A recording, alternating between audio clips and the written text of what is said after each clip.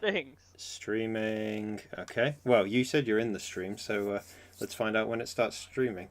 That was on the thing. I've got it muted, obviously, because then I'd just be hearing my own Well, voice. I'm going to and probably very briefly as much listen as to make sure that the audio works. So, yeah. whilst you guys are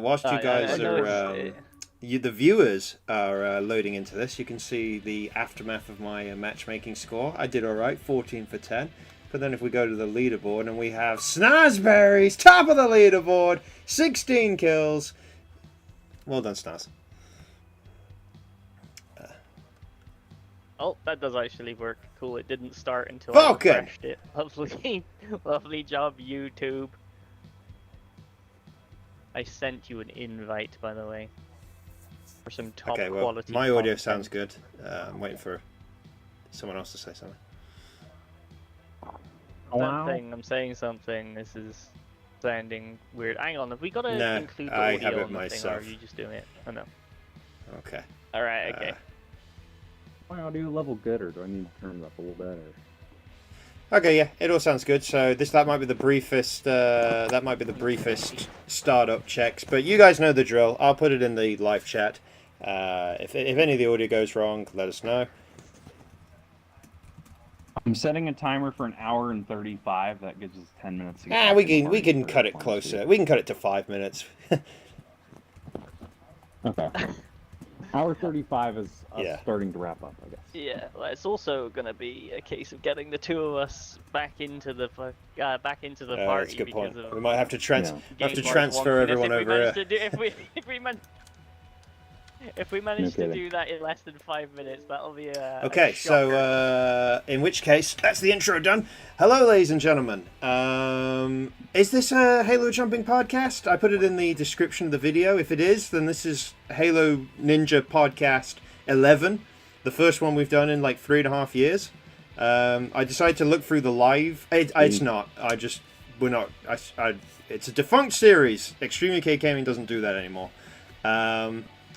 But you know, I've had about 6 live streams that could all be classed as Ninja podcasts. But yeah, it's just we just live stream and we just talk Halo jumping. And in this case, for today's video, me and Elite were talking about doing something for the Elite Challenge because aside from the obvious, his videos, Elite hasn't really had any big sort of shout outs or like discussion chats, conversations, podcasts, communications of any kind to talk about his course and how it all like started up and how it's grown and where it's at now, because it's now hit 1,000 runs as of the most recent tournament. Yeah, 1,000 runs in canon. Obviously, there's a tournament ongoing, so there's a few more now, but they're not real yet until. So basically, we're going to, for probably about just over half of this video, maybe 60 to 70% of this video, we're going to talk all things Elite Challenge, and then we're going to talk to Irish about Irish Warrior, because there's some Irish Warrior things that have happened recently, if you guys are up to date. And in the meantime, whilst we're discussing all this lovely stuff, we're going to be in both course hosts' respective maps. Yeah, Elite, you've had... So this is tournament 16, so there's been 15 tournaments of the Elite Challenge now. I can't remember exactly when the first tournament was, if it was 2 years ago, but I think, you know, might as well start. I started getting runs in December of 2023. 2.5 years. So if you take it, the start date is the first run, it was...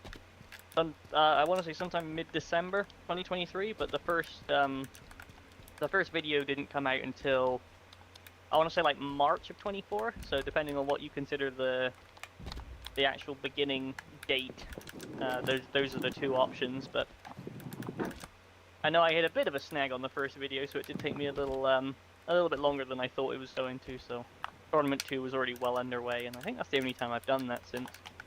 So I don't know if this has ever been referenced in the Discord. I can't remember or not, but some viewers will know that originally the Elite Challenge could have potentially been an Extreme UK Gaming production. Basically, Elite had asked, did I want the tech videos to get uploaded onto my channel to sort of keep the channel rolling with tournaments. And honestly, I was thinking about it, and I probably would have said yes, but I took too long to give him an answer, and so he just set it up on his own channel, and the rest is history. Wow. Yeah, no, well, I mean, I just didn't have a place to do it, because, like, my channel, like, my personal one, I just had a load of random junk on it, and it was, like, you know, an all-purposes thing, rather than trying to dedicate it. So I thought, you know, I'll try and put it somewhere that makes sense. So, what was logical to me, I mean, you weren't doing a whole heap at the time, and still not, yeah, you got there before me. So, like, it already has an audience, and B, like, it gives, you know, keeps the content going, but, yeah, you the nod a bit too long, and then, you know, I was ready to go, so I sent it, you know, made the Elite Challenge YouTube, and, yeah, we've sent it from there, which, I think was not a horrible decision, when it was said and done. I don't disagree with that. Just to roll it back a second, I've gone back and looked in the files. The first ever run, as far as the chronological order goes, was our good friend Kimchi. Really? Wow. First ever the Elite Challenge run. Yeah, he was number 2 in the tournament. But yeah, that was the 11th of December, 2023, and on the same day, just, you know, I think about half an hour later, the second run was one Spenny 37. Oh wow! So that's a pretty good start.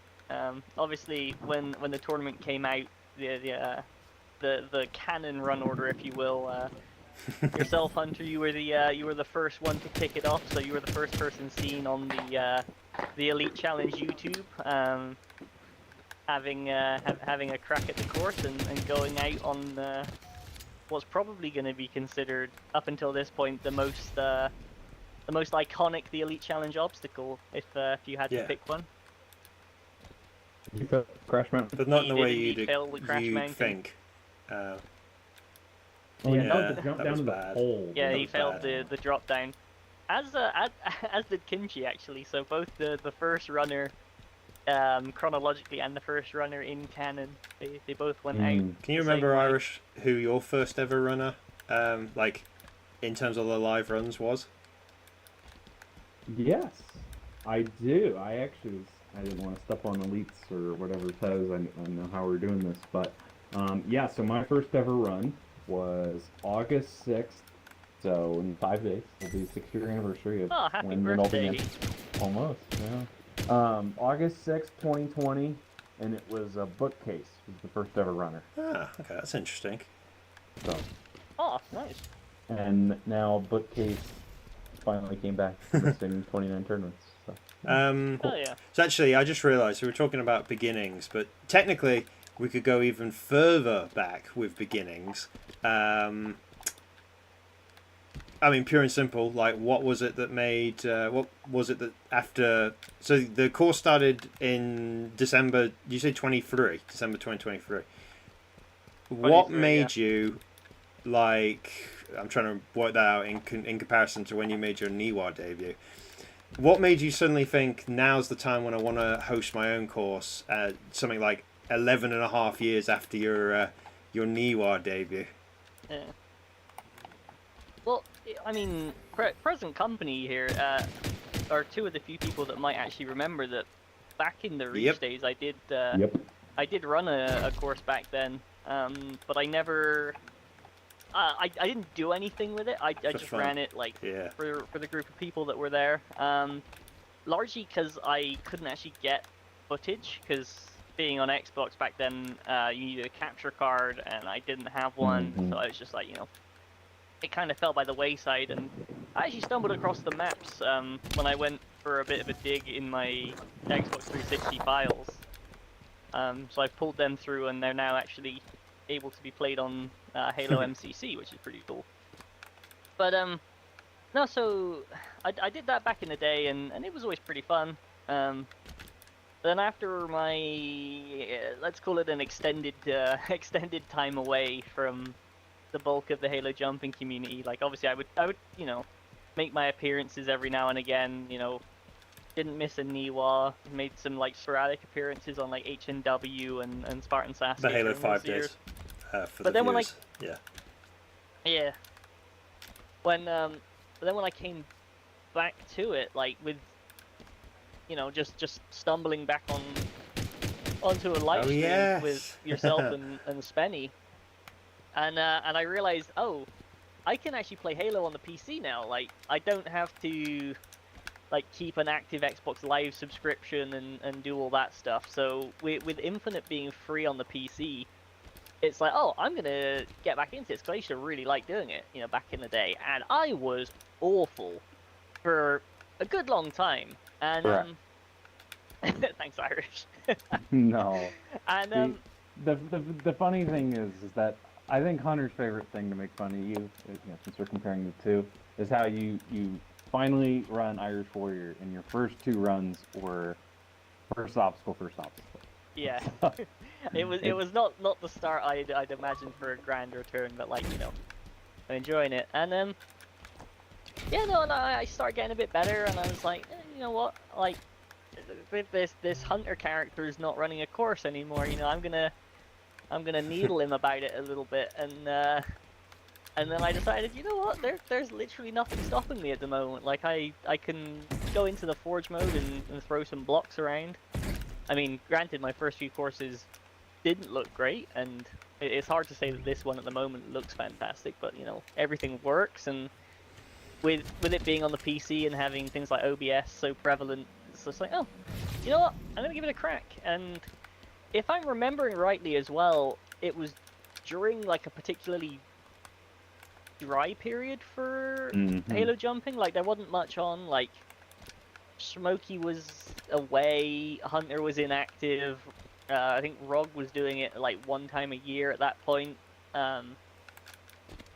And I think Joey had run into some problems as well around about that time, so like his course wasn't running. So it's like, there's literally not a lot going on. So there's no reason not to. And I mean, I've dabbled with it back in the day, and my intention was to try and recapture a bit of the old magic, but a lot of the obstacles on my reach course were really heavily using like one-way shields and things that just aren't in the game or don't function the same anymore. So it was quite hard, but I threw this together, and I think it turned out alright. But yeah, that was the story of it starting, and then of course we went into the where is it gonna go now that I can actually make the YouTube videos for it. It was it definitely did have a little bit of that classic vibe with the however unintentional or not it was, because obviously your average viewer watching the old Niwa or the like original HNW videos as well wouldn't have known that those courses back then were one attempt, which is also what obviously all of the Elite Challenge has only ever been one attempt in each tournament rather than the 2 attempts per stage. So was that sort of part of the thinking as well? Yeah, that you wanted to do one attempt, a bit like the old days. Yeah. I mean, it wasn't so much influenced by the fact that we did that back in the day, but I know as a competitor, having 2 attempts, like the first attempt feels like such a safety net. Because you can go for it. You can take a few risks. You can send it and just sort of hope for the best. And you know that if you do mess up, you always have that backup option. And I thought, you know what, like the pressure of not having that backup option would be pretty cool to see how people react to it. And I mean, I've got to confess, it allows me to be a little bit easier with my course design because the pressure kind of balances it out a little bit. So I feel like, and I don't feel this is inaccurate to say. I feel like since I've been running, certainly maybe since like tournament 5 of the Elite Challenge, like my stage 1s have been some of the easiest in Halo jumping at that particular time compared to the other courses. Yeah, compared to what was going on everywhere else. And I mean, especially now with both Smokey and Irish going on to renewals and their courses compared to this one, it's like, yeah, okay, mine's a bit weak, but no, we'll see how we go. Yeah, I think the big thing, definitely the one attempt for me. It's as someone that had gotten very used to the abs style of course. I definitely treated this course a bit like abs replacement, because I think pretty much since the Elite Challenge started, there hasn't really been a proper abs tournament outside of like the World Cup stuff that they've done. So from my perspective, what's up, Jake? What's up, Free? So from my perspective, I kind of went into it thinking like, okay, this is basically going to be a bit like the abs replacement with the whole one attempt thing. So that didn't make me take it less seriously, and obviously I'm speaking only for myself. I can't speak for all competitors, but it didn't make me like take it less seriously, but it made me think like, it's one attempt. Anything can happen on one attempt. I'm not gonna beat myself up too much with my fails on this course, if that makes sense. Which I don't know. I think definitely overall my results on the Elite Challenge across the first 15 tournaments have been way better than my results on abs. I imagine you're not up to date with your abs history, Elite, but. There is a certain amount of abs lore that I'm missing, but thanks to this this Google Doc that this fine gentleman called Crown Ferret has whipped up, I can take a brief look. Basically, so, for me, what are we taking? I've been in every abs tournament, and it took me till the 17th tournament to finally clear stage 1. So I was like. I got close loads of times, I just couldn't do it. So I think definitely since, no clears in the first 16 runs, and then, what are we on right now? Seven stage 1 clears in the first 15 runs or something like that? 6? Yeah, you didn't, you waited till tournament 4 to clear, and then after that tournament 3, wasn't it? Clear, fail. Was it 3 or was it 4? I was gonna say it was odd numbered tournaments I was clearing, wasn't it? Silly. Yeah. Yes, it was tournament 3 where you bounced back from a first obstacle fail to get a clear at number 2 in the run order. Not number 1. Yeah. Is that the lowest you've ever? No, I was number 1 in a Smokey. Oh yeah, in a number Smokey 1 tournament once. Because he's 751, yeah. Ah, yeah. I remember the lore on that one. Go on, Irish. You were going to say something? No, I was just going to say, as far as, I feel like Elite's original goal with the Elite Challenge was to find a way to mess with Hunter as much as possible, and I felt like that was kind of almost like the side story of the Elite Challenge. It's kind of I mean, there was a large... It's like I said, about when I started it. Like, I was waiting for a Niwa tournament, and Niwa was inactive, and Hunter's like, yeah, well, it's Niwa, it's still big and relevant, and I'm like, well, it's inactive. And then he's like, oh, this guy hasn't run my course, that guy hasn't run my course. I'm like, you haven't had a course to run. And then I was like, you know what, I'm gonna, like, part of it, like, obviously I did it for myself, I did it to have fun and because I wanted to do it, but there is a large part of me that takes a bit of joy in running one, because then it does give me a bit more of an opportunity to just needle my friends. Yeah, it's just all I can say. In terms of the the competitors that I mock when we watch premieres together. It's more out of jest than actual hatred. So Mickey Cup, I promise, I don't hate you. I just I need to run another tournament so I can get you on it. For which I can say, forging is well underway. I'm kind of like keeping it in Discord, like giving updates as and when. Hopefully I'll have something soon. But it is we are making good progress. I can only sadly repeat the same thing I've been repeating for about 10 years now, which is life and everything else just makes it quite difficult for me to find the time to do all the various different things. Because it's not just hosting, really. It's editing, making the videos, and I don't want to get in a situation where I just host, and then have like 5 tournaments to upload, because then that'll just be, I can't imagine. Yeah, so you've exactly. been there, done that. But I've got one eye on your stream on my other screen, and see you're on the cones. That's very much a reach. I needed a few goes at those cones just then to beat them, but we got there. I must admit, it did make me very, very happy yeah.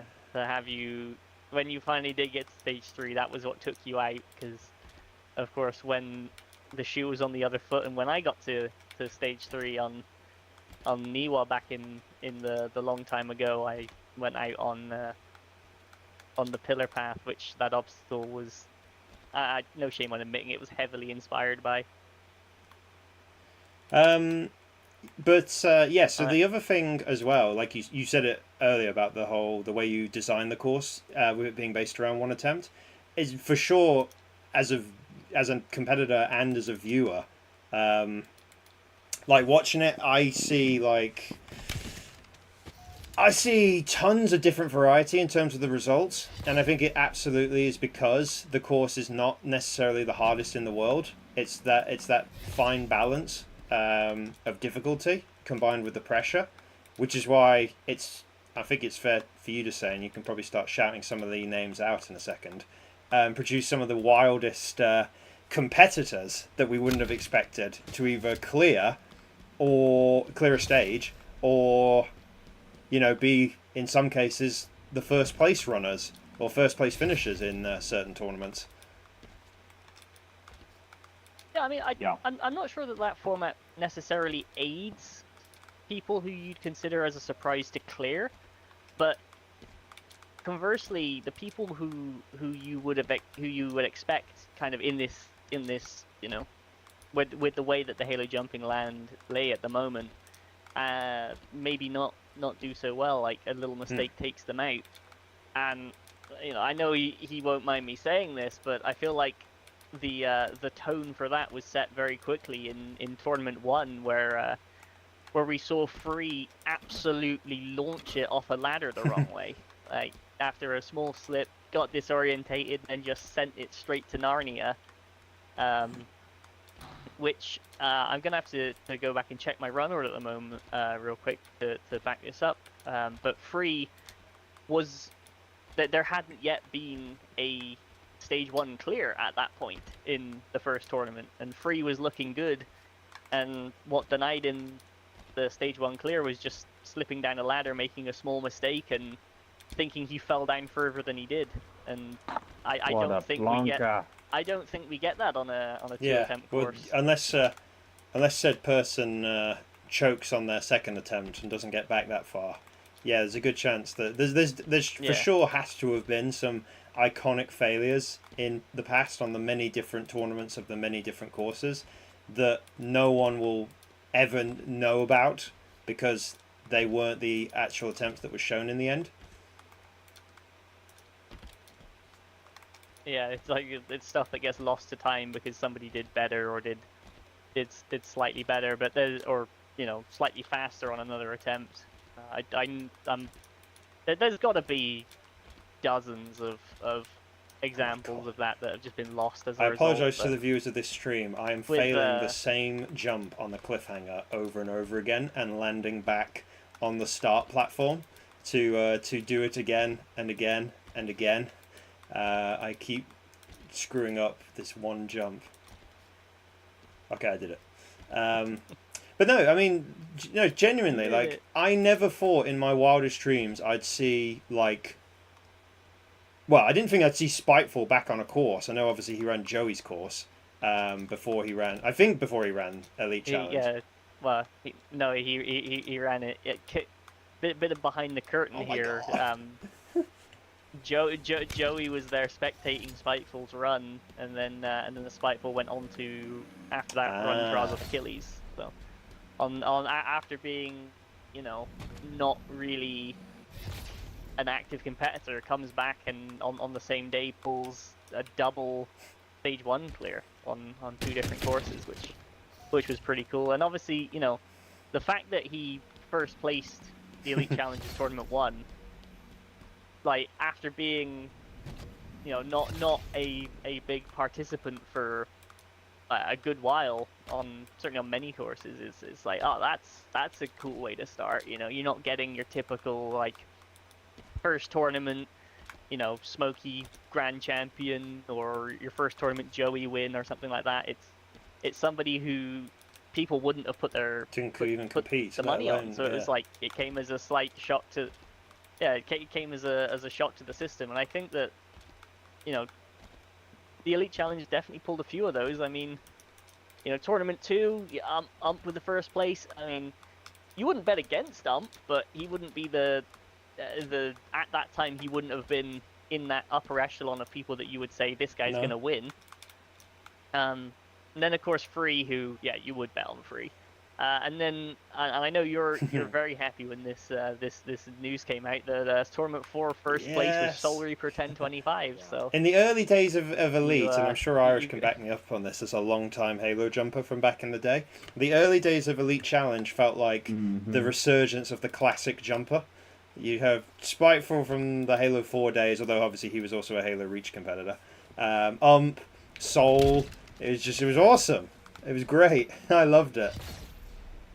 Yeah, the only person that wasn't active in early Halo 4 that actually first placed a tournament was Free, and then even like he came on to Vulcan and Matt, like 2 guys who had both been around a fair deal. And I mean, you know, Vulcan has his peaks and has his falls, and you know, it's never one that you can bet on. I think Matt was very much in his doing it for fun era at that point, and still managed to pull it out. And yeah, and then we had Captain J, who was very new to, you know, this community. Like, I think it was his.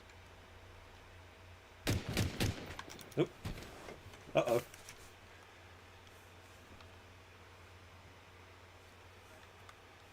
He ran into.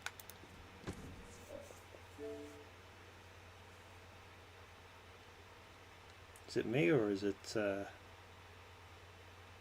don't know if it's me or the stream.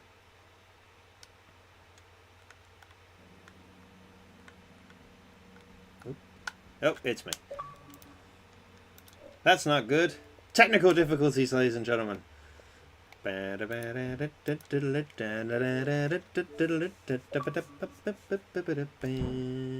we're back. Okay.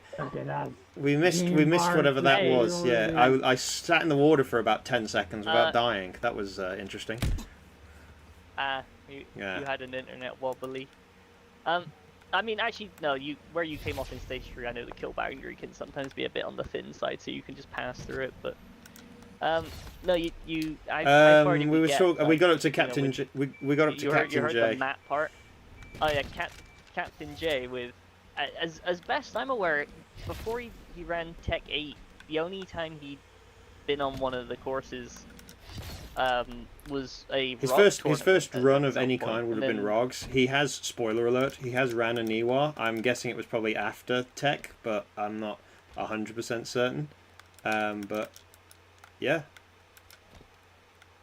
But yeah, and like he came in swinging with a tied 3rd place. You know, he tied with Meme, and gonna have to consult Irish's sheet again. I've got a funny feeling that was Joey, but just to double check. It was tied with Meme and Joey, who of course are pretty top level competitors. And And in Tournament 9, you know, took the first place, and obviously knowing what we know now, you know, after Tournament 15, he's only one of 2 people who's actually got 2 first place finishes on this course, which I think is pretty insane. Like, it went so long without having anybody, you know, like, Free aside, Free got a couple of first places, but then it's like so many people getting one first place, one first place, one first place. So there's only two. So there's only been 2 people. Like, I'm not sure if I actually knew that. There's only been 2 different people that have had multiple first places. Wow. Yeah, yep. I did not know that. Joey's only gotten first place once, and then the notable one is Fireball. I forget the amount of second places he has, but he's never gotten first. He's like 6 second places. Fireball has 5 second places in the first 9 tournaments. I can't do this cliffhanger, which is kind of insane when you think about it. Like, his Fireball is obviously so good, and the fact that he's got that far that many times and just had somebody do a little bit better than him, and like for the longest time, one of his second places was the second best run that anyone had ever done. I think up until something silly like Tournament 13 or something like that, or Tournament 14, Fireball had the second best run of all time. But it came along in a tournament where Free happened to have the best run of all time. Which is pretty nuts whatever way you slice it. But yeah, Joey got a first place on the board. Sonic got one. And yeah, Free... I mean, you can't really say Free's been anything but the man to beat. You know, 6 first place finishes out of 15 tournaments. That's pretty nuts, whichever way you slice it.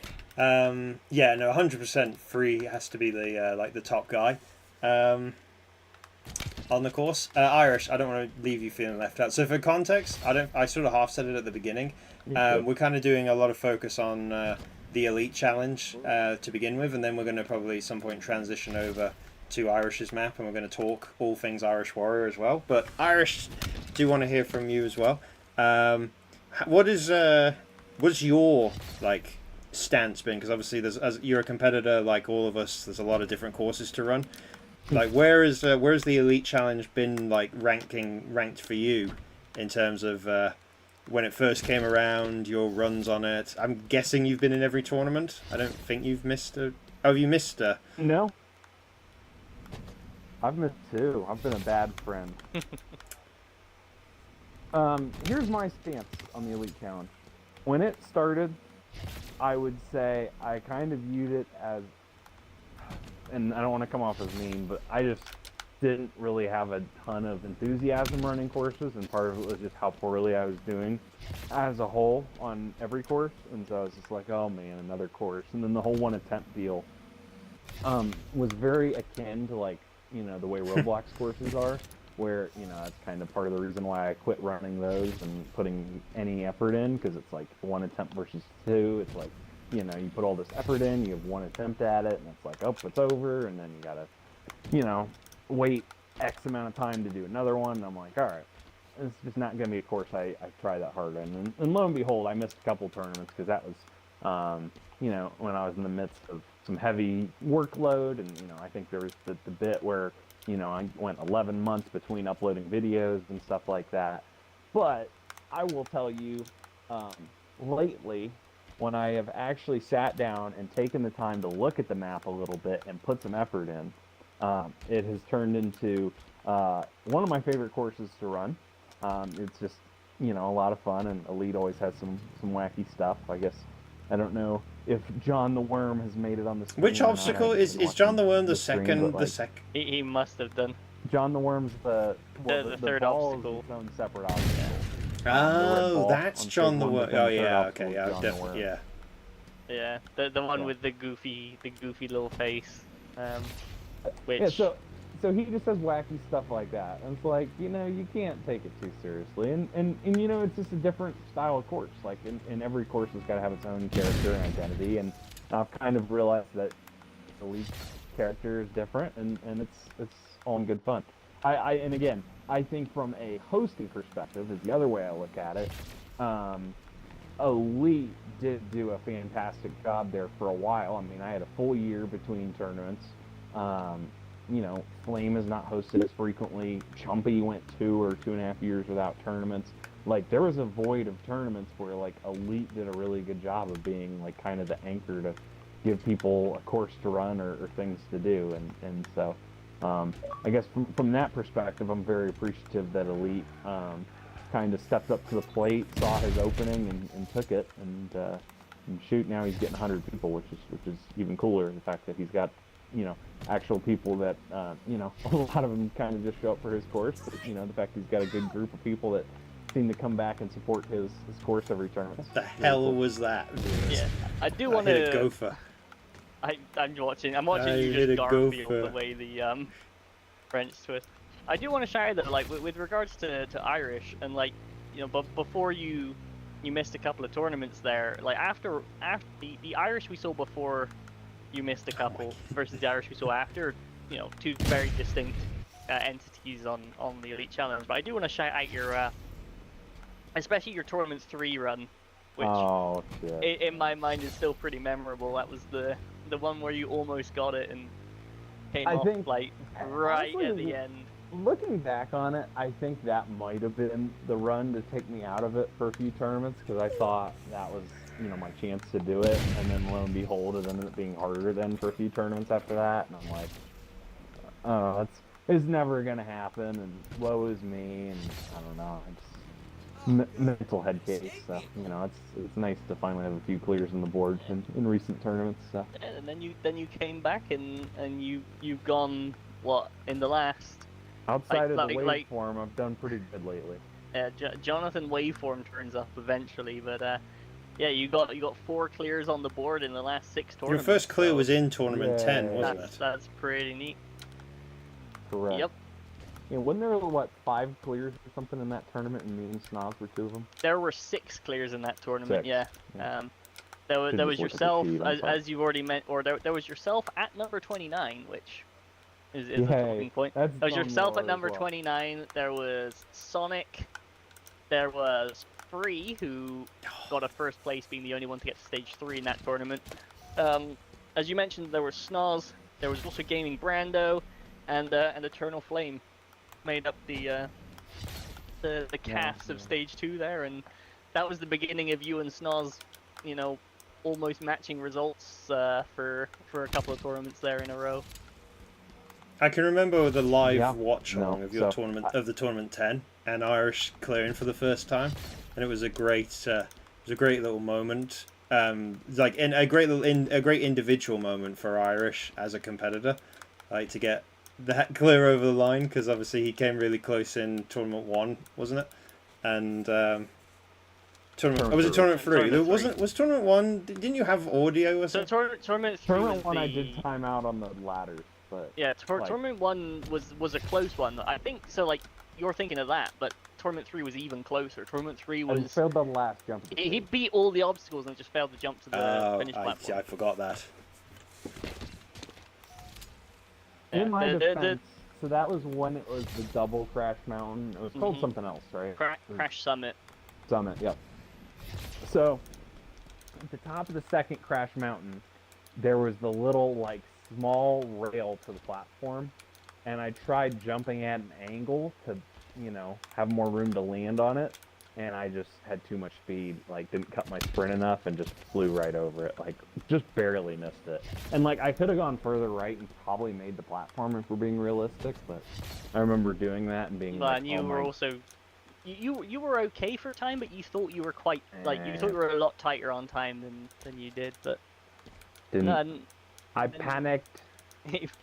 and then we've had now, in the last couple of tournaments, Irish being one of the guys, like one of the guys to watch, Lightning McIrish.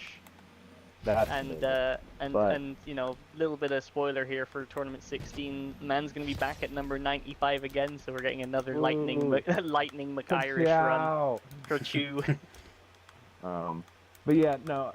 I would say, and the other part of it too is, Elite didn't know how to do timers at first, so I kind of modified my timers to give him timers for the first 2 tournaments, and then, kind of had work and life and not really wanting to jump for a while, getting away, and he's kind of taken it. He's bettered his graphics since I made him, and now his course is, I mean, it's come a long way. I mean, it's been cool to see the progress, even though we're now 15 tournaments into it and somehow still nobody's made the final stage. But you know, hopefully sooner rather than later, someone will find their way to the promised land of the tunnel of love, which I handcrafted the lighting system and the switch to start the run and all sorts of fun stuff with that stage. So yeah, I was waiting for a nice opportunity to segue into this, but like Irish, in addition to being the placements guy, he really more so than most actually helped me out with the actual creation of the Elite Challenge.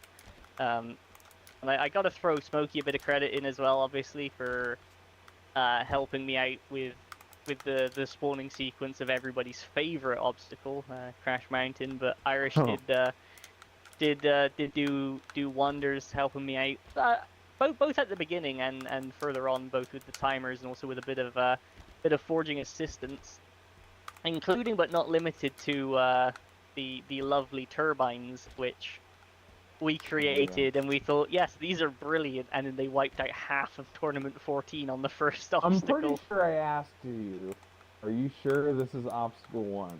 And you're like, yeah, this is fine. And I'm like, oh god. And lo and behold, proceeded to be... It proceeded to kill it proceeded to take out 47 people. I thought it was 50, yeah. I remember 53 for some reason, but that was the number of people that had cleared it. 53 cleared it. And it's like, with respect to a lot of competitors, it's not as if it was even, I hasten to use the word, but it wasn't even as if it was people who, you'd think would go out early. It was taking out people, Actual people. Yeah, like it took out Sane the Legend, it took out Flamosaurus, it took out Alpha Puma. There were just 3 people who, you'd think are very capable of going deep stage 3, stage 4 type people, and they're going out on the first obstacle. Which, if you hear that and you think, oh, that's we're in trouble, and then you get on the flip side, you get the likes of Cyan. Cyan failed it. I think didn't Whirlpool failed it. Whirlpool, and so many people, and then you get people who come in from the Halo Racing world, like Brendan. He beat the first obstacle, and then he went out on the waveform just the same as Irish. Actually, I think he went out earlier than Irish may have done, but I've just stepped off the course quickly just so I can get it on camera, so I'm absolutely certain here. So this is free. This is meant to be freeze armor in Tournament 3. Hang on. So then it's free. Yeah. Then so it's free, Spiteful, free Soul, free Vulcan, Matt, free Captain this J, is Joey, free Joey, Sonic, free. See, I actually forgot about J. Sonic. All right, this is Joey, right? Okay. I got to here, and I was like, wait, is one of these Joey? And because I'd forgotten that Joey was this far down the line. Yeah. Joey waited until we had 100 competitors in order for him to take first place, but yeah, no, Sonic there with his first place. Like again, go back to Irish's sheet here. Sonic turned up. Tournament 10, his first run, came second. Tournament 11 came third. Tournament 12, first place. Tournament 13 came third again. 4 podium finishes on the bounce. Sonic, that's cool. I would argue it's more just akin to Sonic as a competitor since he made his return. He's just been absolutely killing it on a vast majority of courses, at least to like get stage 1s as a minimum, but especially on this course, the amount of high finishes he's had. Actually, that's a good question. The transition to 100 competitors, so that was in tournament 11. I'm guessing at that point it was just a case of you had such a variety of people, because you had obviously the racers to lean on, you had Halo Lounge, which was, I'm sure, must have been a thing by that point. When we had that phase where there was a ton of different Halo Lounge jumpers that ran your course, Irish's course, and then a handful of others on Yeah, and then One time, a handful of others, like a couple, ran a few other different courses. Again, this was all just for a very brief period, as it turns out. But was it a point if you had, and obviously your own Discord as well, the amount of like your own guys that I'm sure we'll give a shout out to shortly in terms of when we talk about specific competitors. But yeah, back to the question. It was just a case of you had such a variety of like a pool of competitors you could lean on in terms of getting runs that I guess it was easy to move to 100 competitors at that stage. Or it made sense. Yeah, I mean, again, you can read it from the placement sheet. I think I want to say tournament 7, 8, 9, and 10, they were all pretty, pretty full of. I think there's like a couple of tournaments in there where every single person has done multiple tournaments. Like some of them it was their debut, but then they would run again. So it's something like that. And I did think to myself, you know what, like I feel like the course is gaining traction. I'm going to try and take it to the next level. And obviously the next logical point for that is more competitors, and then we go from there. And I had been playing around with that idea for a couple of tournaments, and then just math got involved, and I figured if I kept going 50, 50, 50, 50, up until the conclusion of tournament 10, it leaves me on a nice round 500. So then for, assuming I stay up running 100, it's like every 5 tournaments has a reason for it to feel big. Instead of it just being another tournament, it's either a tournament X0, so tournament 10, tournament 20, or a tournament with a X thousand number of runners. So tournament 15 to me felt quite special because it was the 1000th runner in tournament 15, and then hopefully when it comes around to tournament 20, that will feel special because it's tournament 20. So that influenced the decision to hold off on switching up to 100 competitors for I don't know if you realised this at the time, but whether it was a subconscious thing or if it was actually it could just by complete accident, but you hitting 1,000 competitors in tournament 15 means you did it one tournament ahead of my of Niwa, which hit 1,000 competitors in tournament 16 of my course. So that's another thing that Elite Challenge will have over Niwa in terms of. I didn't. It hasn't. I mean, I'm obviously aware of the fact that it was tournament 16 for you, but it wasn't the number of tournaments. It was more the speed that I was. It was unintentional. Yeah, I did. Like I said, I did assume it was unintentional, but it was. Yeah, it was kind of funny. It felt like another accidental or unintentional jibe by Elite towards his longtime friend / rival / nemesis. Friend and a friend / companion / friend and a companion for short. Yeah. Right. So I mean, I just got to go back to talking about competitors. I think for me, the one that always springs to mind has to be the Real Deal Stage 1 clear. I just never thought I'd ever see. And Real Deal, like, obviously, he's not the most prominent competitor in Halo jumping, but, as a racer, his appearances pretty much have been limited to my course before Elite's course came along. He'd done a couple of Smokey's tournaments. He had one of the funniest runs, actually, on one of Smokey's tournaments in tournament 21. But aside from that, I'm not sure if he's actually ran any other course besides those 3 courses. But even so, as someone who knows the guy quite well, and has known him for a long time, and how much of a joker he is, to see him clear was pretty crazy. And that's the sort of thing, again, coming back to like the uniqueness of the Elite Challenge. It's just like it offers that opportunity for competitors that you would never have expected to clear.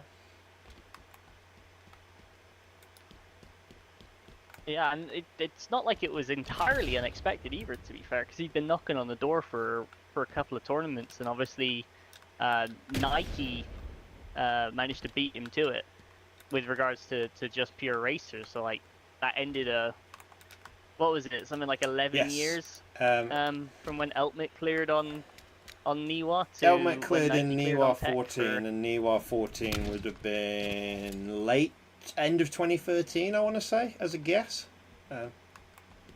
Wow. I think, yeah.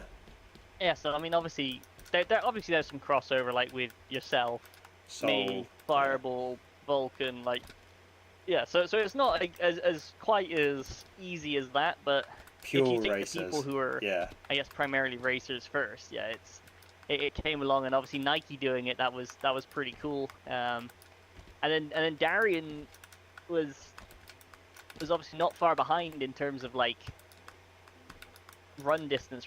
So it was like always one that you thought was gonna happen eventually, and then the actual run itself, and it looked so smooth, and then it just happened. It all came together, which was pretty awesome. And then he nearly managed to back it, but came up against the tree of whoa, and that well, I think put it an was end to him in that tournament. But yeah, and then the fact that he not just the fact that he cleared on stage 1, but then we're watching through the video, and he was part of a clear group. Like it was a big group of people that cleared in tournament 13. It was, you know, at the time it tied the like overall record, Yeah. to the best of our knowledge. So it was a big still group of 22, people. yeah, still the record. But then even amongst that big group of people, you know, he managed to take a reasonable finish. He finished 15th. Yeah, so he did better than a number of like. Never have I he beat cheered. Smokey, which Never is have I obviously cheered no a mean feat. Smokey fail so much. He beat because he was the last stage 2 run, I think, and then that was like real deal top 15. Sonic, Woo! Sorry, Smokey. Sorry, by the way. Sorry. Yeah. I mean, you know, he beat Cyrus on Cyrus's comeback run. You know, that's 2 grand champions. He beat, you know, fan favorites like Crown Ferret 19. You know, like it wasn't exactly like I've just scraped over the line. It's I'm on stage 2, and you know I'm putting a run in that's like I belong here. Very respectable. But I don't want to obviously shine the light on just Real Deal. Sorry, go on, Irish. No, I was just saying how we always say, Well, I say something slightly different, which I won't say for profan on stream. Yes, I wasn't going to say that part. BF and MILF. But no, I don't want to just obviously shine the light on Real Deal. So, you know, for you, like as the host, is there any other runs like or competitors that have cleared that are like real like feel good moments? Let's say like seeing them clear for the first time, or someone that hasn't cleared in a long time on a course, or someone who hasn't cleared ever, that stand out to you in the history books of the Elite Challenge. I mean, I obviously want to shout out Irish for being one of my favourite clears to watch when he finally got over the line, but there's so many people that have done that. I mean, like, you know, when K-Fly cleared, which I think that was in the same tournament 13. Like, tournament 13 gave us a few of those. When Ryan cleared out of nowhere, that was a good one. When Cyan cleared, because obviously me and Cyan on Irish Warrior have been, you know, mirror imaging the results, and so Cyan clearing was pretty cool. I also want to throw a bit of a spotlight on Gaming Brando, who's maybe not necessarily the most surprising competitor to get through, but Brando struggles on stage 2 of produced some of the best like individual moments on the Elite Challenge as far as I'm concerned. Like if you were to make a top 10 fails video for like wipeouts and stuff, like I gotta be honest, Brando's gotta be in there at least 3 times. And it's all from stage 2, so it's like always good to see Brando there. The deal where he failed the ramp down to the 6th obstacle, I forget if that was the cattle grid at that point, if it was something else, but that when was... he just fell off the side of the U-turn. I think I can picture that one, yes. That was yeah. I mean, obviously, in addition, I you know, big shout out to all the people that have competed in every tournament. You know, we're down to 11, which is still a pretty decent number. Obviously, Free, Joey, Fireball, yourself, Hunter. I just filtered it here on the yeah, the aforementioned brand. Oh, no, not again. No, we're lagging out just as he's listing. Oops. Hang on, I cut out again. I cut out a bit there. Getting in. So I missed some of those names. So let's start again. So you said me, Fireball, Free, Joey, Brando, and then... Caden, K-Fly, Snars, Flame, and then 2 guys shout out from the Smile Power Discord who are still working towards their first clears. You got Creepy Tomcat and McCoffoven, who are in a age-old head-to-head battle with each other just as much as with anybody else. And that's what I feel like is cool, you know, because it's not just the jumpers that do this. It's like the racers, you know, a bunch of guys who I do sim racing with, a few people who I know for real. You know, I took a victory in the most recent round of the Formula Blue British Champs. You know, shout out to that, self plug. And the guy who finished second is my buddy Jeff, and Jeff has been, you know, 13 appearances deep on the Elite Challenge as Tarmac Griffin. So that's a pretty cool one that we got a 1-2, and he's jumping into to run the Elite Challenge as well. You know, actually, since you said, I mean, I don't want to shout out any one individual apart from Real Deal because of my connection to him. But when you said Ryan, you know, when he cleared it, it reminded me. It suddenly made me think. Actually, that's another huge like plus for the Elite Challenge, is that it's given guys that wouldn't maybe clear on a conventional course because of how difficult that said course might be. It's given them a chance to have a bit of success, and therefore might encourage them to you know, have a bit more confidence in themselves. So in the case of Ryan, like, I don't know if Ryan is still really a thing still in Halo jumping, because I don't even know if he's in the Discord or not. He kind of just seems to appear on certain courses at random points. But there's a good chance, you know, like, I've seen him run a few different courses, or seen him in the videos, and he's not done that well. He's only done like one H and W and got fast forwarded, didn't do very well.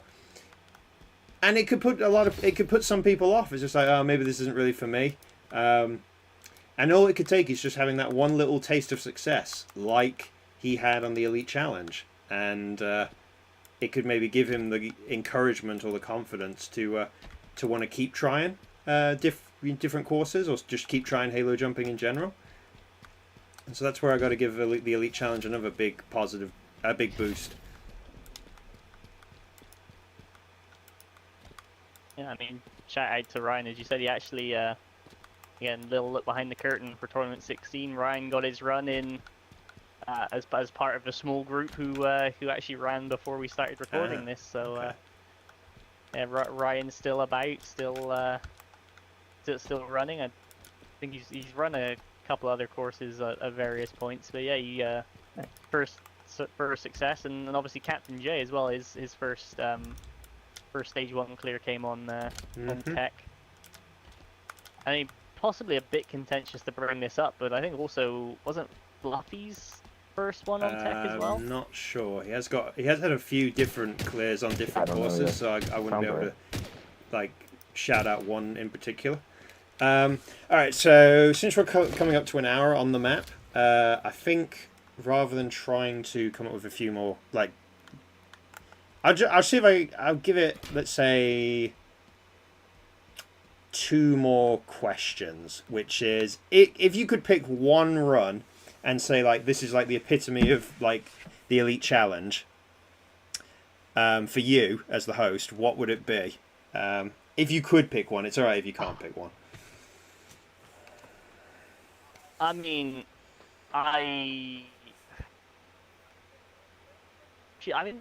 there's so many that are so good, but from where I'm standing, like, it comes down to, obviously the first place runs were all pretty terrific in themselves. I've been very much a fan of Fireball's run from Tournament 8, where he got so far through stage 2, and yet Free just got that little bit further. So it's like, you know, has always been up there as one of the best runs of all time, but doesn't really get the recognition it deserves. But then also you have to remind me, Irish, I'm going to go back to your sheet again, but the one where yourself and Snoz in tournament 10, yeah. where you guys tied for 4th, failed the same jump. And the reaction of both of you when you saw that, like, you know, that the other guy had done the same thing, it was such a fun moment. I mean, we both ran late in the tournament, and I can tell you, like, the word was going around that the tournament was not going well. Like, everyone was failing stage 1. And then, lo and behold, Irish and Snoz are 2 of 6 clears. It was like... I've got a funny feeling as well, you guys both ran, like, deep into, like, if you were to run it in chronological order, it was, like, somewhere in the mid-90s. Yeah. So, like, I think Sonic was even later, so at that point, I'd only had, like, 3 people get to stage 2. And then to watch you two, who are, like, you know, community favorites, but not necessarily the people that you would back on any given day, going through and then like matching your results.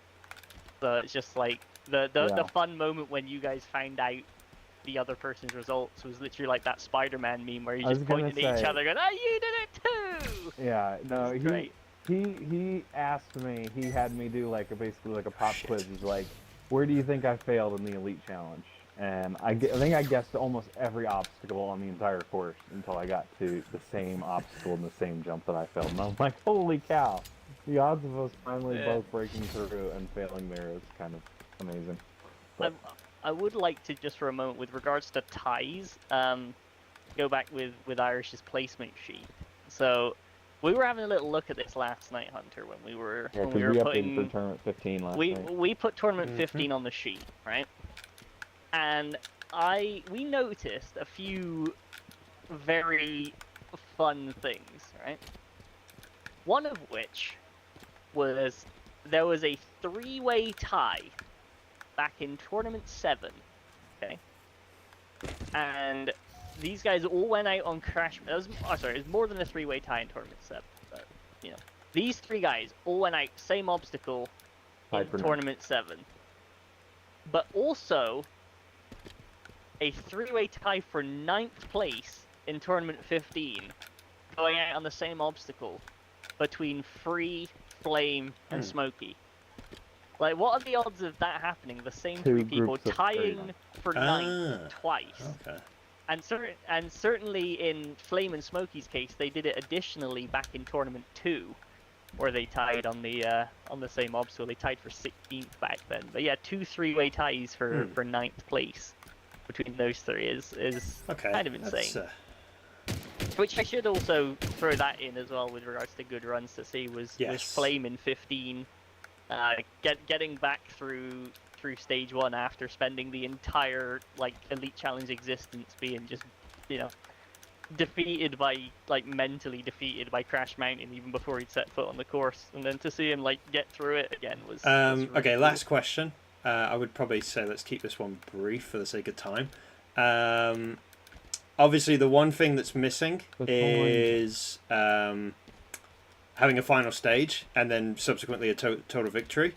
So what is the hopes for you going forward in terms of hoping we'll finally get someone over the line just to get to the final stage to begin with, and then maybe then we'll see about a total victory to usher in the possibility of a new era with all new obstacles and all new courses and stuff? Or is it just something that you as a host, or is it just something you as a host are just not concerned about, and it'll happen when it happens? Most of me is obviously thinking it'll happen when it happens. What I've been quite open with is I really hope that the first person to get there doesn't just wipe the floor with my final stage. Because I know like my final stage is a bit different than most in that it is just available to have a crack at, and I mean, you know, you can just go and have a go at it now, Hunter, for the stream, which first would be quite ever fun. on camera. But, like, Well, you understand how it works, right? So you got to go to the top of this ramp. Hang on, let me hang on, we got to reset it. Reset it. Yeah. There we go. So you got to hit the switch. That starts your time. I activate it. The light turns green. Then you got to jump. What's the time limit? Yeah, you activate it, and it's all self-controlled. Okay. It's 45 seconds, but it's all self-controlled. So when you hit this button, 45 seconds later, the lid shuts. Right, So okay. you We'll hit go that at button and 101. then go Here we in the go, here we go. As soon as you see a green light, you gotta go. Fuck me, this is a drop. Go! Oh shit, I should have just tried to cheat and land higher up. Stop swearing. But also, you were supposed to jump in oops. the hole in the middle. But you know, I found a crap forging. I found a hole. I just stood on a wall and up the climb. I don't know if that was intentional. That's what I was saying, because I built this so long ago, and it's just not been used. I'm going too slow. And it's like You hope, did deepen the tunnel though.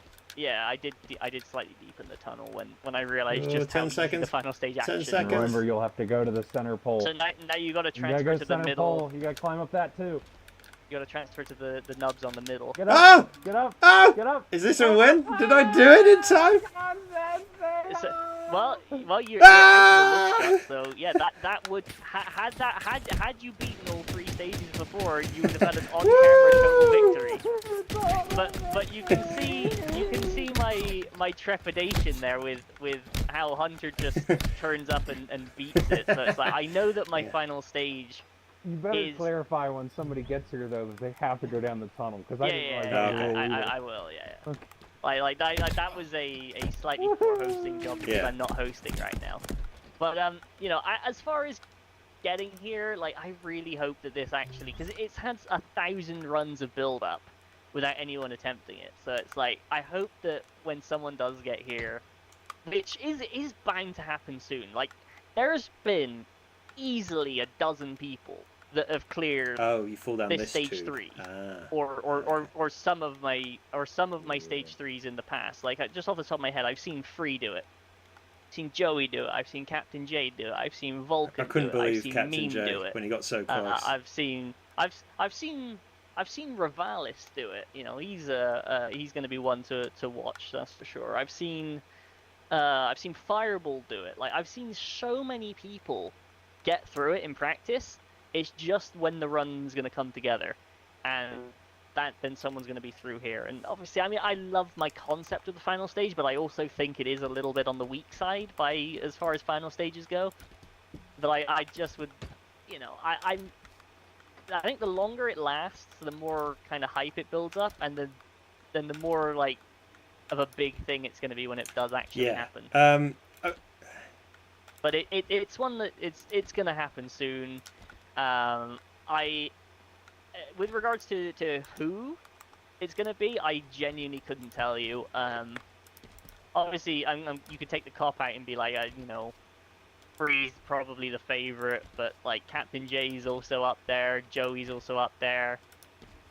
But again, it could be one of 12 people that all it takes is somebody on the day getting everything right. Right, if you want to end it and then put Irish in charge so he can put his map on, we'll transition over. It's funny you said...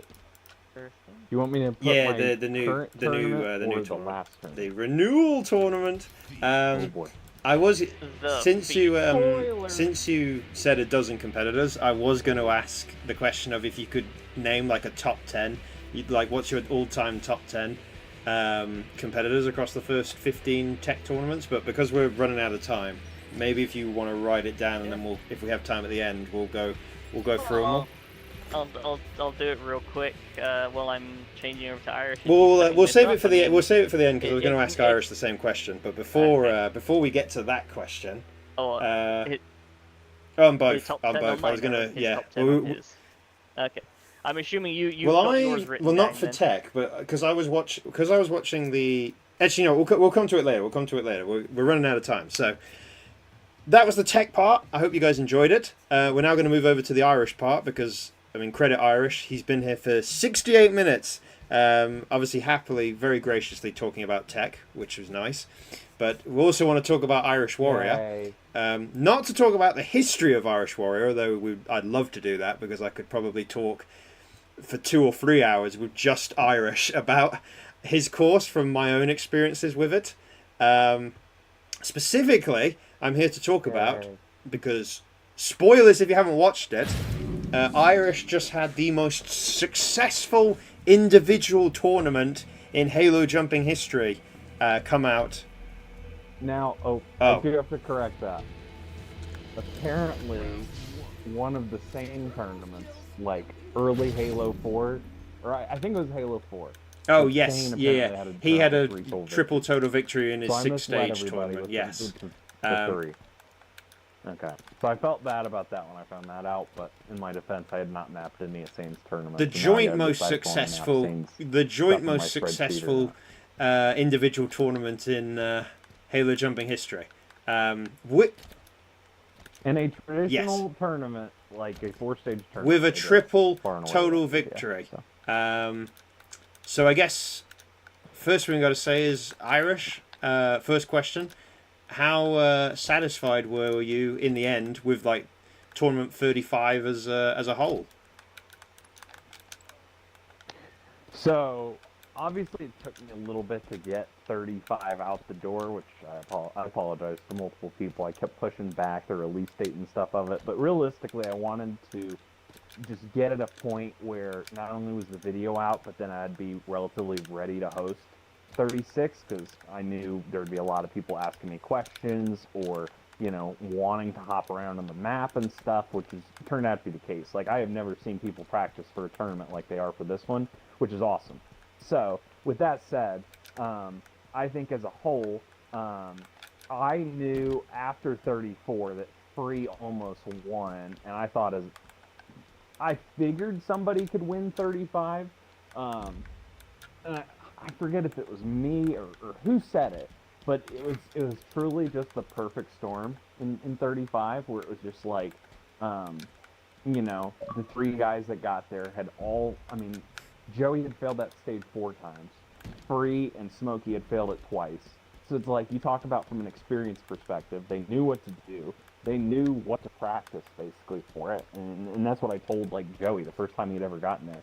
It's like the supermarket tower, you literally just go to old maps, practice supermarkets and castle walls, and lo and behold, you're practiced. You're ready to go then once you get back to the final stage. And so finally, you know, it seemed like just everything came together for all 3 of them. And it was just one of those deals where, you know, you build a course and you know, you never, you know for sure what the results are going to be. At the same time, did I feel like there was definite potential for multiple finals? Yes. When Joey won, it felt like, okay. So for context, Joey was one of the first people to go. He ran like second day of the tournament, won, and I'm like, oh, okay. There's a chance for some crazy stuff to happen. And then Free ran like a month later, and then like a month after that, right at the end of the tournament, Smokey won. So it was technically, it was slightly out of order, but I got everybody's like reaction clips and stuff in the video. And I would tell you originally when Joey won, I'm like, damn, I kind of wanted like, and I don't want to root against anybody, but I was like, I kind of was hoping for like a Free or a Smokey win, because like they've been so close, they've been so good in this era, and I would have felt bad like had they not gotten their win. And then really I was kind of worried I was gonna like overshadow their wins, because I mean it's obviously a huge accomplishment for them to do it, but I just feel like as a whole it just as I sat on it and like edited it, it was just like, man, like it was just a perfect storm tournament where they all put together like phenomenal runs really on every stage. And it's just like, as a course designer, like especially at that point when it was 10 tournaments into an era, it's like there's only so much you can control, right, of people beating, you know, obstacles that they have seen for 2 or 3 years, you know, on a regular basis and stuff like that, which, you know, part of it is just at fault of me and you know, maybe not changing stuff up enough. Part of it is just how much the talent pool has grown. Really, I would say the last 3 years for sure, you know, since we've gone to Infinite, but definitely, you know, the last, you know, all these new jumpers that have kind of come on the scene in the last year or so. Rivalis, Tunvi, really, Fluffy, I guess technically as well. There's probably a few others as well. Yep. Exactly. Rivalis is so good in such, like, he's gonna be like, if he keeps this up, we're gonna be down here 2 years down the line talking about this guy winning. I hope so. I've only spoke to him a handful of times. I feel like the most communication I've heard of his voice is in the videos, like when he gets interviews and shit. Sorry. Stop swearing. If we're not allowed to swear, nor are you, you dick. Oh, well, so I've sworn before in a live stream. I must have done. I've played Resident Evil. I've played jump scare games before with Resident Evil. I've definitely sworn in them. Yeah. Yeah. But no, like that's one of the things with. I know for some reason, like when he's on Xbox, his mic just has this like horrible echo. So it's like, speak to the guy on Discord, and it's great. He's a cool guy. He's just on Xbox, like nothing comes through except for what everybody else is saying. Yeah. But yeah, the conclusion of it. Yeah. To go back to it. Yeah. No, it's just when you build a course, like I felt like Halo 5, especially kind of Era 3 Halo 5, so like tournaments 12 to 20. I felt like I knew to an extent how every tournament, like I kind of had a goal for every tournament, or what I kind of expected for every tournament, and I was pretty good about hitting those goals, both with clear numbers and where the tournament would end and stuff like that. And then really, I just have not been that good with that on Halo Infinite. I mean, the prime example of that is tournament 26, where Joey gets back to the final, a tournament after getting cold victory. And I'm like, this is bad. Lo and behold, then the final ended up proving to be very difficult, which is good. That's what I was going for. But then, yeah, it's just one of those deals where from 34 to 35, stage 2 got walked over in 34. I mean, it went 10 to 16, I think is what it went. 10 to 16. And so, keep in mind the tournament prior, I had set the all-time record for a day of stage 2 fails in a tournament. I had 15 people fail stage 2 out of 22. Before, what course was it? Before Elite went 6 of 20. Before Elite Tech 13. Yeah. But then to come back to the next tournament, 10 of 16 on stage 2, and I tweaked some stuff on stage 2, thought I made it harder. Lo and behold, freaking 11 of 15 on stage 2. And then the stage 3, which did a ton of damage to the tournament prior, I went 1 out of 10, freaking 4 out of 11. It's just, it's just one of those deals where you go, how could I have made it harder? And there's not much on paper, really, with that stage 3 where I looked at it and went, oh, this is too easy. I need to get rid of this or I'm not going to get into like the individual era. Maybe that's something, you guys, anyone that's in the live chat, if you guys want to see me do a deep dive with Irish, talking about Irish Warrior, if you guys have liked the chat we've had about going through the history books of tech, if you guys want me to do the same thing with Irish, we could definitely do that sometime. But so I'm not going to get into the conversation of this era as a whole. I would say this tournament, watching it as a viewer, it was like stage 1 was a little bit overall harder, I guess, because the number was like 1 less, was it in the end? Stage 2, I suppose it did end up being it ended up suddenly being a lot easier than it was in the previous tournament. But then I still think that was slightly compensated by the results of stage 3, because you obviously had the 4 clears. Was it one other person that cleared the cliffhanger? Rivalis got 5th. Yeah, Rivalis was the only one to clear the cliffhanger. Which is, I guess that's okay. A lot of cliffhanger fails. There was a fail on the second obstacle. There was lots of fails on the third obstacle, wasn't there? Yeah, I think there was Tunvi. Fireball. Yeah, so it was Tunvi. I'm pulling this up here. Tunvi, Fireball, and Sonic Fan all failed the Swap Winder. Junsato Cyan failed the Hexagon. And then the cliffhanger fails were Pedro and Rog failed the cliffhanger jump. Yes, I was going to say they failed the same jump, didn't they, on the cliffhanger? Yeah. So the fails were nicely spread out. It just obviously felt like I don't know. I guess for you, it just felt like it was maybe a little bit too positive or a little bit too easy. I'm not sure, but well, and I've said this before, and I've always singled this tournament out. And now, lo and behold, I just had a tournament where, I've had tournaments where the final gets beaten first try as well. So, it's rich of me to say. But I remember Rog's tournament 13, and I just remember, especially on stage 3, the amount of stuff he nerfed on that stage 3 trying to get a final, and then he had 3 finals and ended up getting a total victory. It's like, huh, that didn't really go the way you think. And it's like nerfing stuff for the intent of getting a final is one thing, but then it's like you kind of open Pandora's box if your final's too easy. And so it's like, it's definitely a tricky balance. And so it's like, for me, I looked at this tournament, and I guess if you're armchair quarterbacking me as the course designer, I should be going, hey, you just had 5 tournaments in a row, somebody getting to the final stage. Is your stage 3 hard enough? And my answer to that was yes. So did I expect maybe 2 or 3 finals? Yes. Did I expect 4? No, I didn't really. And it's just, again, going back to it, the talent pool is so high right now. It's hard to build stages that are hard enough to stop everybody in their tracks, seemingly. So course design is just a challenge in general to find stuff that Free MMO Direct and Joey Davis struggle with on a regular basis. Yeah, I mean, I would say overall, stage 1 was fine. Stage 2, I guess you would probably say maybe if we say tick or cross, let's say, or yes or no. Stage 1, yes. Stage 2, I guess no overall because of the amount of clears to fails ratio. Stage 3, I would probably still say yes overall because of obviously the spread of the fails. Yeah. Some of the people that got there, obviously, as well. The fact that it was Cyan's first time. It was somebody else's first time as well, wasn't it? Just Cyan. No, Rivalis's Cyan second was the time. only person to get to stage 3 for the first time. Yeah, I definitely feel like I missed. I definitely feel like I missed the boat on that one. Like, I'm sorry.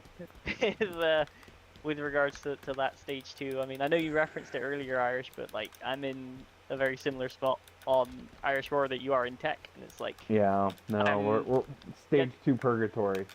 Both of us. And it's like, I could definitely do all of the obstacles on that stage 2. It's just a case of doing it when it mattered, and it's like, ooh. And now, of course, with the 3 wins, it's gonna be even harder to keep the stage 1 streak alive, let alone get to a stage 3. But I gotta congratulate Cyan on doing that. Like, another quirk we find on the stat sheet was me and Cyan started in the same tournament, have been in all of the same tournaments, have failed the same obstacle multiple times, never tied with each other. But we failed the same obstacle as each other multiple times. But if with the position or the statistic of amount of people that have beaten us, we are exactly the same. So we have exactly the same average finish, which is kind of nuts. It's as close as you can get to being the same. But you got there. And like I say, I would say stage 1 yes, stage 2 no, stage 3 yes for the variety of the fails. And also considering obviously 3 of the 4 people that cleared stage 3. And then stage 4, I would say yes. Honestly, not because of the triple total victories, but because of the one person that actually failed it. I think if Cyrus didn't get there, and you went 3 out of 3, you could have still put a positive spin on it, and just said, this is clearly the 3 best guys, and they've all stepped up. But I think having having a fail on that final stage, regardless of who it was still able to show the difficulty of the final stage. I think if you'd ended up with 4 clears, 4 total victories, then you would have definitely had a problem. Yeah. I had this discussion with actually Elite last night. We were talking about my course. So in that era, right, 26 to 35, going into 35, I had 8 finals, okay? The final was 0 for 8. Cyrus failed it, so it was 0 of 9. And then as a whole, that final ended up 3 of 12. So that final took out 9 people. So there was a couple people that came to me and they were like, that final stage wasn't hard enough. Like, you should have lowered that timeline another 5 seconds and only Joey would have won. And it's like, well, no, the final stage proved to be plenty difficult. It was the perfect storm where they all figured it out at the same time, and it was just unprecedented stuff, and it's just hard to. And especially when you could make the case, that it is the 3 best jumpers, just period in Halo jumping right now. But it's not just that. the three people who are, as you said, the three people that you would say are 1, 2, and 3 at the moment, but they're also all three people who are all trying to like actively make a point of getting the win there on Irish's course. Yeah, because they both, like Smokey and Free, had both knocked on the door on a couple occasions. Well, especially Free in 34. Free should have won 34 point blank. Like, if he did not slip on the second obstacle, he beats that stage and is on, and he wins. And then, it's a bit of a what if, right, for Joey at that point, and really for Smokey, because it's like Smokey failed the hexagon, Joey failed the spike wheels, kind of weird fails in 34. Opened the door for a free total victory. And then instead, we're looking at this tournament 35 where it was wide open, and those three guys stepped up and they all did it. Exactly. So. But I'm assuming you want me to transition. Yes, to unless you, I think that pretty much covers everything about 35. So, as I say, I would say overall, 35 was definitely more positives than negatives. I mean, not that there's really any Irish Warrior tournament that you would consider to be a bad tournament, but again, if there is one, maybe that's a question for another day. 29 outside of you is probably my least favorite tournament. 29 was terrible. I felt Like, stage 1. You were the saving grace of 29, Hunter. If you didn't run 29 and get almost to stage 3, I'd probably just freaking light 29 on fire. And just, actually, sorry, one last quick thing before we transition to talking about 36. Of course, he sort of half mentioned it just now, but Elite obviously getting the 6 stage 1 clears in a row, beating the 5 in a row he set on Niwa some fucking 13 years ago. A decade, on End of Halo Reach / Start of Halo 4. So a great accomplishment to Elite for that. I think it wasn't just that. It was the first one. I think it was like 28. You had that, on, Irish Roar 28. That was my first stage 2 in 11 years. No, you'd had I don't know if it was 11 years. You'd had that Halo Ninja Warrior. Yeah, you're also forgetting about all the Niwa clears on Halo 5 that you did have. I know you've drowned them out of your memory because of the salmon ladder fails. Oh no, sorry. It was a stage 3 that was the one that I had done in like 11 years that I got at around that point. That was on Elite's drowned out all those Halo 5 clears because of all the salmon ladder fails. Right, I'm gonna rant on this for a moment. I got so bored of failing that salmon ladder that I actually actively learned how to spring jump, and then I never ran another Halo 5 tournament again. It was entirely pointless. Unlucky. So yeah, that now brings us to the map we're on right now. 36, the renewal. Obviously a brand new course, and I guess the hope is a course that's harder than ever because of the fact you've now got a triple reigning grand champions. So yeah, I guess. I don't know. I guess talk us through the hopes, the plans, the thinkings behind the new course for the renewal. Yeah. I guess I don't know where you're at in particular, but I knew when somebody won. There's just a few things with the current era I liked, and a couple things I just wanted to kind of experiment with, and so just kind of piecemealed it together and came up with this.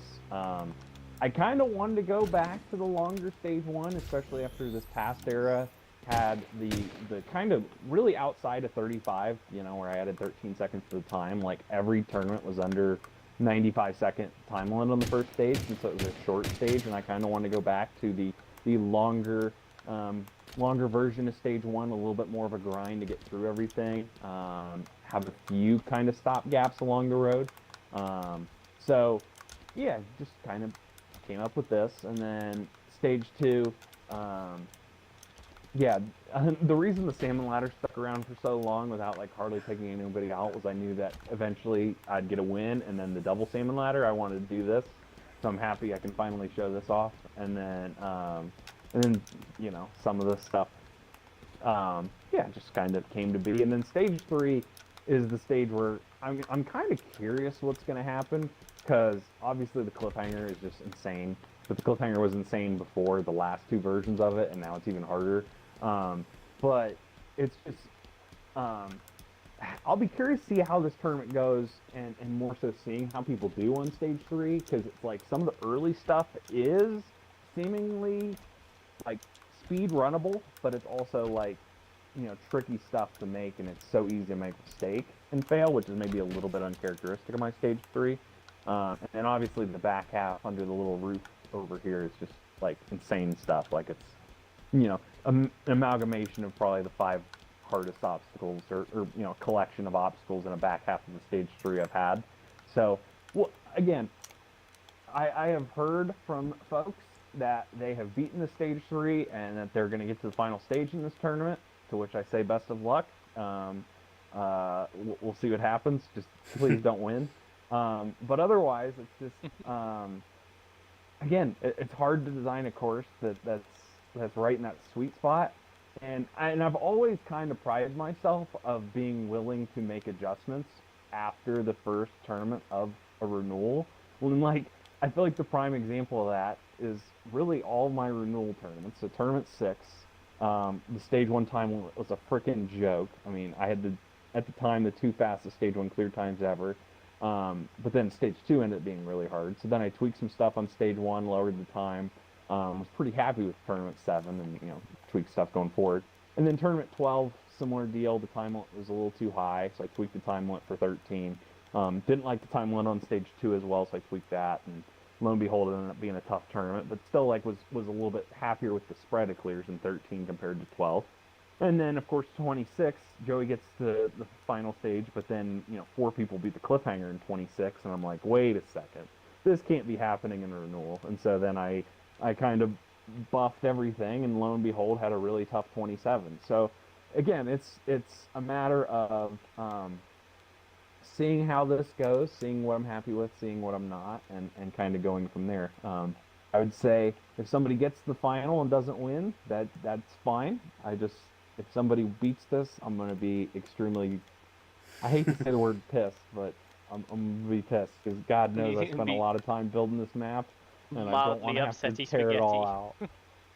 Like, how do where do I go from this cliffhanger if somebody beats I don't think if someone, like how, yeah, I don't think if No, someone beat this course, which isn't going to happen. blindfold people. I think if someone beats this course, but I don't think that's going to happen. I think the cliffhanger is not the problem. It's everything else. So, like, clearly there's other stuff on the stage 3 or on the first 2 stages, but on stage 3 specifically for, like, the top guys, where they just I guess for whatever reason footage was too easy.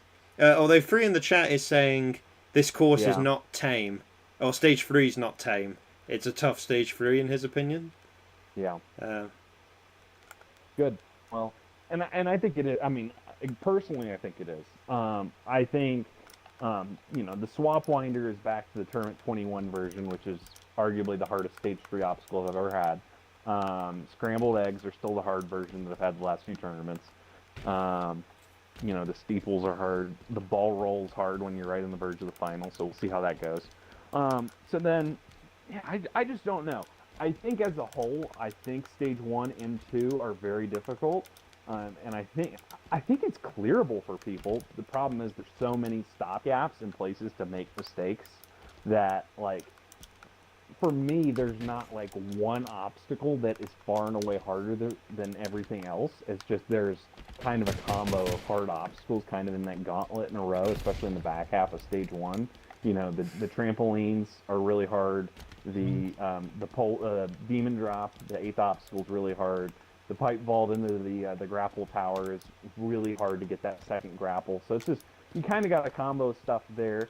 Stage 2 is so up in the air. Like, Joey thinks the jump from the 2nd to the 3rd triangle and the 4th obstacle. It took me several attempts on this stream to do it. I'm not sure, like 7, 8 attempts before I finally got it.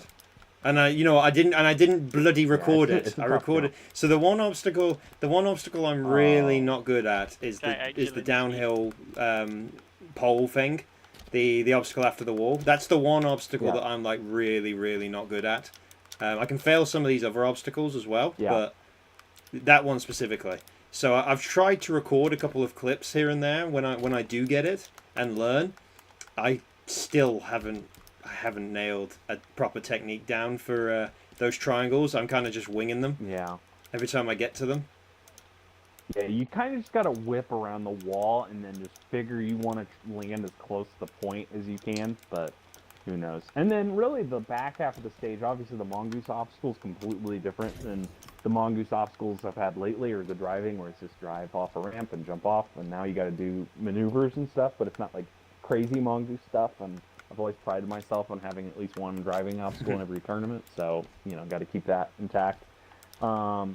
But then the back half of stage 2 is so different, where it's not really time-based. It's, you know, 2 execution obstacles. I mean, the ball glider with the walls. I don't know how that'll go. I mean, it could get walked over. It could be really hard. If I got to throw in 15 more walls in the next tournament on the blindfold ball glider, then so be it. I'm prepared to do it.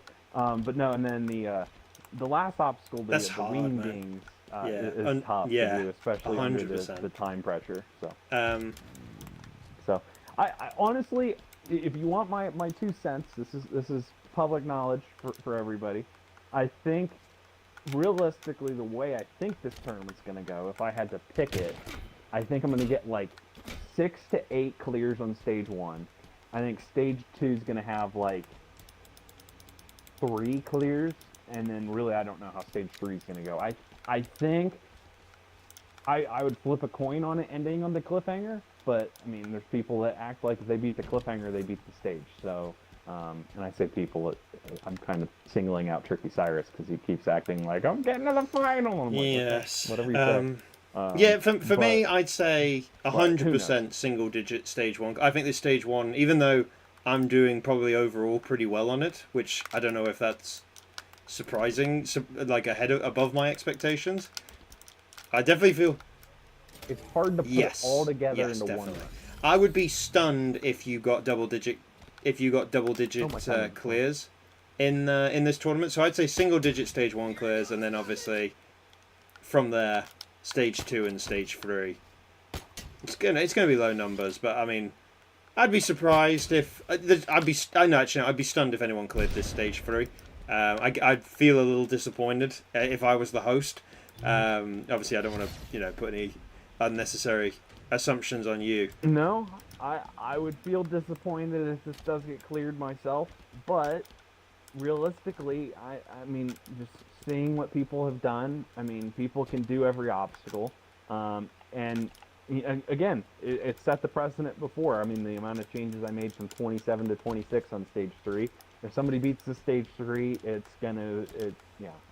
I don't know what I would do for the next one, assuming nobody beats the final, but there's going to be some stuff in there that I would have to. What I would say, reassess, because someone I can't remember who it was. I think it might have been. Oh, it's Cyan. What I would say is, between this and the Smoky Renewal, I would say this is the easier overall course, and that's not a bad thing. That's not me like bagging on Irish. I just think Smoky's was so hard. So I guess that in itself is a positive 100%. To everyone that is worrying about this this course. Is I think realistically, and Snoz and I have actually had this discussion. Yes. I know we got 8 minutes before the video, yes. so we probably got 5 minutes to wrap this up or so. But as a whole, there's obviously it's a long stage, but there's a lot of obstacles that you look at and go, oh, this isn't that hard, like the tunnel drop, the second obstacle, but it's such like a sneaky obstacle from a burning attempt perspective. Like, there's going to be people that fail something early and lose an attempt, and then that's where there's almost like a level of strategy that comes in with like the third obstacle, to pick your plunder, because like then are you gonna, if you have one shot at the third obstacle, what path are you gonna go? If you're consistent with the red, are you gonna stay with the red, or are you gonna play it safe with the green, try to make up time? There's all sorts of different options, and just kind of I don't know. It's definitely a different stage 1 to anything I've really had since Era 2, from a length as well as just kind of a overall flow of the stage perspective. Like, there's definitely a lot of similarities to Era 2. I feel like just with kind of the flow of the course and the way it's set up. Whether that kind of pans out and ends up being a really tough stage 1, stage 2, I don't know. I mean, there were some people that acted like stage 1 could wipe out all 50. No. I don't think that's going to happen, but I think my hope is that it is an exciting tournament that does not get to the final stage, and then I can tweak stuff and modify stuff for 37 and go from there. But I'm really excited to host a renewal because it's been a little while since I've had a full kind of scale renewal like this. So I think Flame's trying to get my attention. So shout out Flame. I would be very happy with 49 stage 1 fails and me getting Vulcan, stage 2 remember, if you suffer on Irish's renewal, blam free Joey and Smokey. He was going for blame there. Right, well, on that note, that's a good cue. Since Flame's staring at me, I think this is a good note to wrap it up, because Flame's premiere starts in 5 minutes. And now he's pointing his gun at me. Oh, if you guys can see the stream right now. Yes, we've ran out of time. I was going to talk a little bit about the overall top 10s of both of you guys' courses, because you guys were both here. But that's something we're going to have to talk about another time. It's something we're going to have to talk about another time. But this has been fun. I know we've had to condense this into a under 2-hour live stream. But if you guys if you guys, the viewers, enjoyed this sort of podcast that we're not calling a podcast, where we talk about the history of a specific course, I think I'm pretty qualified as an interviewer to have these sort of discussions. I definitely the Michael Parkinson of Halo jumping interviews, which is something that only something that only Elite will. You got a full name. It's because I just said Michael. It's because I just said Michael Parkinson. Something a person that only Elite will know who that is, probably because he's old enough to know, and British. But if you guys like this, if you guys enjoyed this, maybe I'll do it again with Irish or with another host, and we'll talk about the history of said host's course again in the future. But yeah, I guess that's it. Thank you guys. Thank you, Irish. Thank you, Elite. Shout out the Elite Challenge for a tournament that's going on right now. If you haven't run it. And Irish's. As of live, there are 27. Yes, and shout out to Irish Warrior. The course is starting Monday, I think it is, but it is running for about 5 or 6 weeks. Again, if you're in the Discord, you're going to know this. If you're not in the Discord, but you're subscribed to this channel and not subscribed to Irish Warrior for some reason, or to Tech, then, leave a comment asking to get into the Discord, or if you want to run or whatever. All that magic. Either way, we're done. Go watch Flames premiere. Yeah, go watch Spartan Ninja Warrior. That's what we're doing. We're out of here. You got to set up a raid. Goodbye.